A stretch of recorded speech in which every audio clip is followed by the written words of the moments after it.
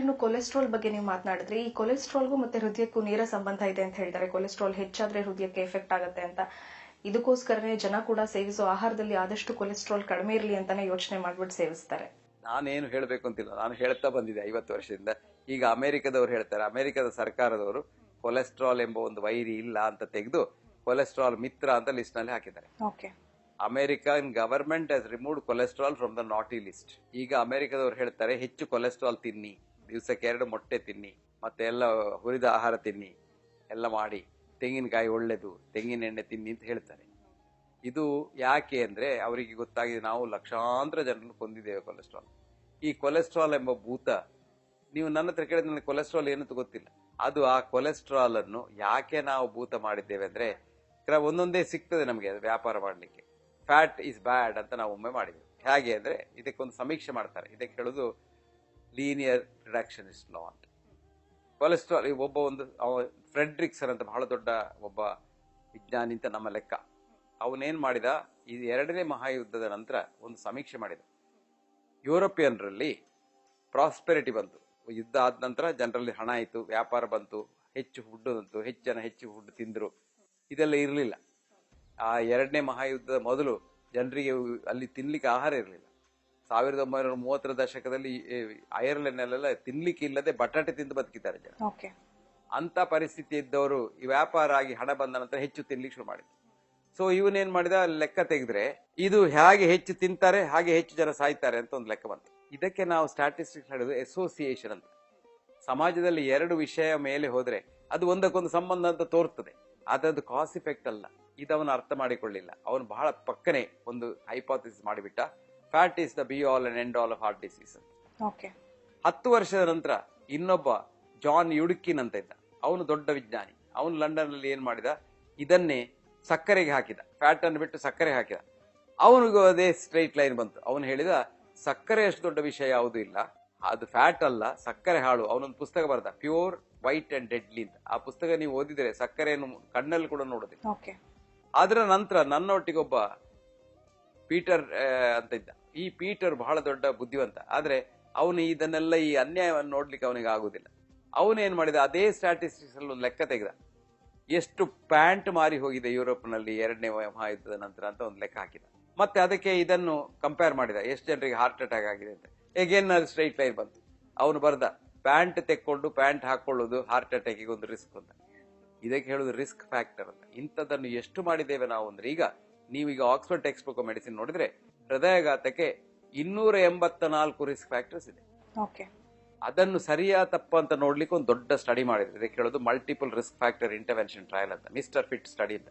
ಇದಕ್ಕೆ 5 ಲಕ್ಷ ಅಮೆರಿಕನ್ನರನ್ನು ಪರೀಕ್ಷೆ ಮಾಡಿ 1 ಲಕ್ಷ ಅಮೆರಿಕನ್ನರು ತೆಗೆದುಕೊಂಡು ಈ 1 ಲಕ್ಷ ಜನರನ್ನು 2 ಪಾಲ್ ಮಾಡಿ, ಒಂದು ಪಾಲಿಗೆ ಎಲ್ಲಾ ರಿಡಕ್ಷನ್ ನೀವು ಹೇಳಿದಾಗೆ ಅದು ಆಹಾರ ಇದು ಆಹಾರ ತೆಕ್ಕೊಂಡು ತೂಕ ಎಲ್ಲ ಕಡಿಮೆ ಮಾಡೋದು, ಅದು ಮಾಡೋದು, ಇದು ಮಾಡೋದು ಎಲ್ಲ ಮಾಡಿದ್ರೆ, ಇನ್ನೊಂದಕ್ಕೆ ನೀವು ಏನ್ ಬೇಕಿದ್ರೆ ಮಾಡ್ಕೊಂಡಿರಿ ಅಂತ ಹೇಳಿದ್ರೆ. 5 ವರ್ಷದವರೆಗೆ ನೋಡಿದ್ರೆ 2 ಸಾಧನ ಒಂದೇ ಲೆಕ್ಕ ಇದೆ. 10 ವರ್ಷದಲ್ಲಿ ನೋಡಿದ್ರೆ ಏನು ಹೆಚ್ಚು ಕಡಿಮೆ ತೋರಿಲ್ಲ. 15 ವರ್ಷ 25 ವರ್ಷದಲ್ಲಿ ನೋಡಿದ್ರೆ ಯಾರಲ್ಲಿ ನಾವೆಲ್ಲ ಇದನ್ನು ಕೆಳಗೆ ತಂದಿದ್ದೇವೆ ಅವರೆಲ್ಲ ಸತ್ತೋಗಿದ್ದಾರೆ. ಯಾರು ಅವರಷ್ಟಕ್ಕೆ ಗಮ್ಮತ್ನಲ್ಲಿದ್ರು ಅವ್ರು ಇನ್ನೂ ಜೀವ ಇದ್ದಾರೆ. ಈ ಸ್ಟಡಿ ಏನ್ ಹೇಳಿತು ಅಂದ್ರೆ, there is nothing called risk factor. Even if there is a risk factor, if you lower the risk and remove the risk still remains. ಅಂದ್ರೆ ನೀನು ಕೊಲೆಸ್ಟ್ರಾಲ್ ಕೆಳಗೆ ತರಬಹುದು, ಸ್ವಲ್ಪ ದಿವಸ ಬೇಗ ಸಾಹಿತ್ಯ. ನೀನು ಬ್ಲಡ್ ಪ್ರೆಷರ್ ಟೈಟ್ ಕಂಟ್ರೋಲ್ ಮಾಡಬಹುದು, ಸ್ವಲ್ಪ ದಿವಸ ಬೇಗ ಸಾಹಿತ್ಯ. ನೀನು ಸಕ್ಕರೆಯನ್ನು ಟೈಟ್ ಕಂಟ್ರೋಲ್ ಮಾಡಬಹುದು, ಸ್ವಲ್ಪ ದಿವಸ ಬೇಗ ಸಾಹಿತ್ಯ. ಅದರೊಟ್ಟಿಗೆ ಎಷ್ಟು ಕಷ್ಟ ದಿನಾ ಲೆಕ್ಕ ಕೂತ್ಕೊಂಡು ಲೆಕ್ಕ ಮಾಡ್ಬೇಕು. ನಾನು ಕೊಲೆಸ್ಟ್ರಾಲ್ ಇಲ್ಲಿ, ನಾನು ಅದಿಲ್ಲಿ, ನಾನು ಇದು ತಿನ್ಲಿ ಅದು ತಿನ್ಲಿ, ಆ ಟೆನ್ಷನ್ ನಲ್ಲಿ ಸತ್ತು ಹೋಗ್ತಾರೆ. ಏನನ್ನು ತಿನ್ಬಹುದು. ಆಯುರ್ವೇದ ಏನ್ ಹೇಳ್ತದೆ, ಹಿತ ಮಿತ ಆಹಾರ ಸೇವಿ. ಯಾವುದನ್ನೂ ತಿನ್ಬಹುದು, ಆದ್ರೆ ಅದರಲ್ಲಿ ಮಿತ ಇರ್ಲಿ. ಏನೂ ಕೆಲಸ ಮಾಡಬಹುದು, ಕೆಲಸದಿಂದ ಯಾರು ಸಾಯಲಿಲ್ಲ, ಆದ್ರೆ ಸುಮ್ಮನೆ ಕೂತ್ಕೊಳ್ಬೇಡ, ಸಾಹಿತ್ಯ ಬೇಗ ಅಂತ. ಇದನ್ನೆಲ್ಲ ಯಾರು, ಇದು ಆಯುರ್ವೇದ ಏನ್ ಹೇಳಿದೆ 1000 ವರ್ಷದ ಹಿಂದೆ, ಈಗ ಪಾಶ್ಚಾತ್ಯರಿಗೆ ಅನುಭವ ಆಗ್ತಾ ಇದೆ. ಮನಸ್ಸಿನಲ್ಲಿ ಏನು ಯಾರನ್ನು ದ್ವೇಷಿಸಬೇಡ, ನಿನ್ ಕಾಯಿಲೆ ಬರೋದಿಲ್ಲ, ಇದು ಆಯುರ್ವೇದದಲ್ಲಿ ಹೇಳ್ತದೆ. ಈಗ ಅದನ್ನು ನಾವು ಹೇಳ್ತೇವೆ, hatred is the biggest risk factor heart. ಮುಂಚಿನ ಕಾಲದಲ್ಲಿ ನಾವು ಹೇಳ್ತೇವೆ type A person, type B person, ಅವ್ನು ಬಹಳ ಇದು ಅಂತ. ಅದರಲ್ಲಿ ಏನು ತೊಂದರೆ ಇಲ್ಲ. ಆದ್ರೆ ಟೈಪ್ ಎ ಕಂಬೈನ್ಡ್ ವಿತ್ ಹೋಸ್ಟಿಲಿಟಿ, ಇನ್ನೊಬ್ರು ಹಾಳಾಗಬೇಕು ಅಂತ ಹೇಳಿದ್ರೆ ನೀನೇ ಹಾಳಾಗ್ತೀಯ. ನಾವು ಇನ್ನೊಬ್ರು ಹಾಳಾಗಬೇಕು ಅಂತ ಕೆಲಸ ಮಾಡಿದ್ರೆ ನಾವೇ ಹಾಳಾಗುದಿಲ್ಲ, ಇನ್ನೊಬ್ರಿಗೆ ಏನಾಗುದಿಲ್ಲ. ಇದು ಕಾಯಿಲೆಯ ಮೂಲ. ಎಲ್ಲಾ ಕಾಯಿಲೆಯ ಮೂಲ ಇರುವುದು ಮನುಷ್ಯನ ಮನಸ್ಸಿನಲ್ಲಿ. ಆ ಮನಸ್ಸನ್ನು ಸಂತೋಷದಿಂದ ಸರ್ವಭೂತ ಪ್ರೀತಿಯಿಂದ ಇಟ್ಟುಕೊಂಡು ಇನ್ನೊಬ್ಬರಿಗೆ ನಾನು ಏನಾದ್ರೂ ಮಾಡಬೇಕು ಅಂತ ಎಣಿಸಿದ್ರೆ ನಿಮ್ಗೆ ಏನಾಗುದಿಲ್ಲ. ಅದನ್ನ ಆಯುರ್ವೇದ ಹೇಳ್ತಾನೆ, ಆಪ್ತೋಪಸೇವಿ ಭವೇತ್ ಆರೋಗ್ಯ.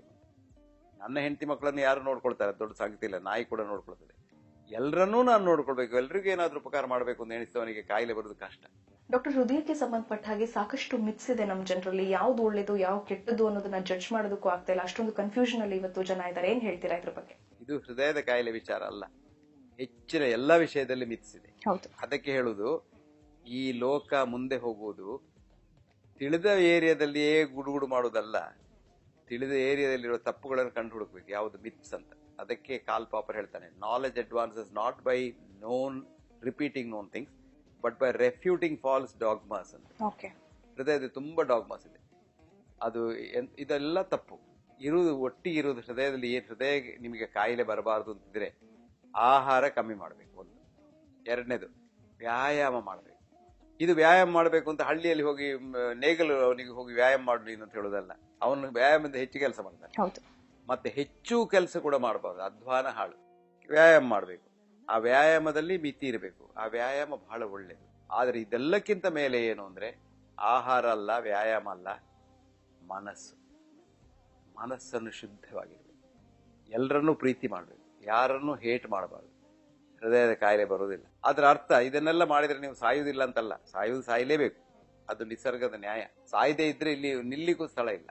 ಹುಟ್ಟಿದವರೆಲ್ಲ ಸಾಯದೇ ಇದ್ರೆ ನಿಲ್ಲಿಗೂ ಸ್ಥಳ ಇಲ್ಲ.